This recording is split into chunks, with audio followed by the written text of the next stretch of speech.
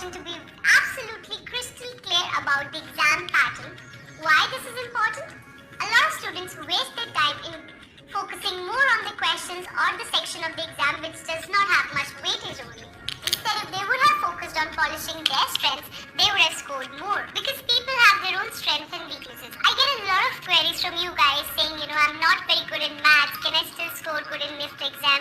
I'm not very good in English, or I'm not good at sketching.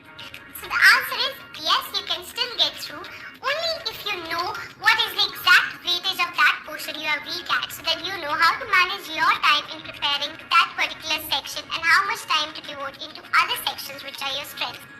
Insight about the complete exam pattern, how many rounds and levels are there, what are the different sections in each exam, what is the duration of every exam, what are the kind of questions that come in each exam, how many questions will be there in each section, and the overall weightage of all the rounds in combination, so that you know what are your weaknesses you want to spend more time practicing on, and what are your strengths and how much time do you want to devote in polishing them. So let's quickly begin with this video. NIFT takes up its own entrance test exam and does not consider any other design entrance exam score for their admissions. So if we talk about the NIFT exam, it broadly has two stages. One is the written exam and second is a practical exam. The written test includes of two sections, GAT and GAT, and the practical includes of situation test. Let's first look at the written test exam. GAT first.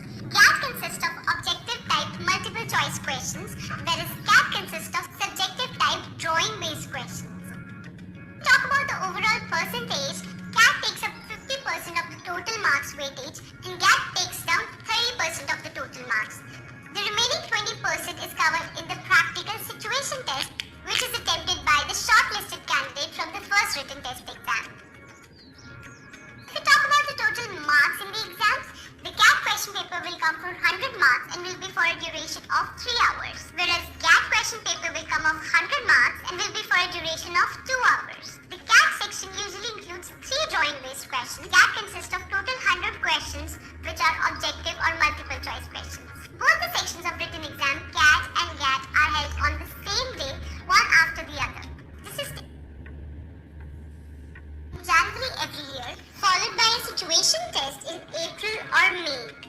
Now let me dive deeper and take you one by one to each category and explain what are the kind of questions that are going to come in under each section and the segregation of marks under each section. So talking about general ability test first, as we discussed, there are going to be 100 questions in total. There are going to be questions from 4 major categories. First one is quantitative ability. That includes your basic 10th level maths questions. They will come for 20 marks. Second is your communication ability, which will include your English, grammar, synonyms, antonyms, all those kind of English-based questions. That will consist of 25 questions. 1 mark for each, that's 25 marks for English-based questions. The third is the English comprehension. You'll get the passages and you have to answer. They are very easy questions. You have to answer based on the things written in the passage. You have to interpret and mark the right answer. That all. So as for 25 marks, then is your analytical ability. That includes logical reasoning, which again consists of 15 questions for 15 marks. And the last but not the least is the general knowledge question, GK and current affairs, which is again of 15 marks. So that comes down to total of 100 marks in GAT section. Now you know that if you are not good at any particular thing, suppose GK, so you don't have to worry, because that is just 15 marks of the whole paper, and these 15 marks will be converted into a very small percentage when they calculate the overall total percentage from all the 2 sections of the written exam. Also, there is a negative marking in GAT portion. If you attempt one question wrong, then the marks are also deducted. So it's very important to attempt only those questions which you are very sure about, and don't try to just put on fluke A, B, C, D, okay, this is right or wrong. Don't do that, because you may lose on marks. Let's get on to the GAT section now. So the GAT portion usually consists, and each question is designed to check one or the other designability of the candidate. So the creative ability test, as the name suggests, they'll have questions to judge your creativity, your drawing skills, intuitive skills, your observation power, your innovative ideas and designs, how good knowledge of color theory and illustrations do you have, and your imaginative expression. We've done a detailed video about the complete syllabus guide for GAT and GAT exam. The link to which is down in the description box below. You can check that out right after this video.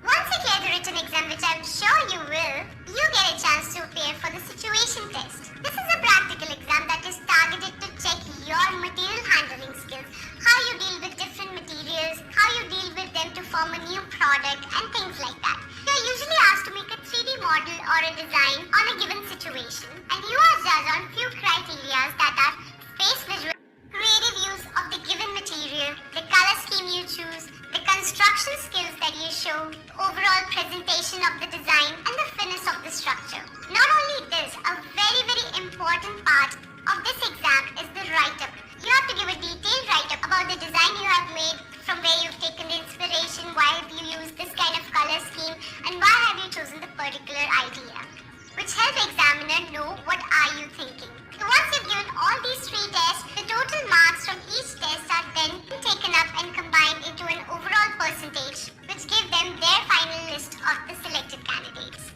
Alright guys, I hope this video gave a complete idea about NIFT entrance exam.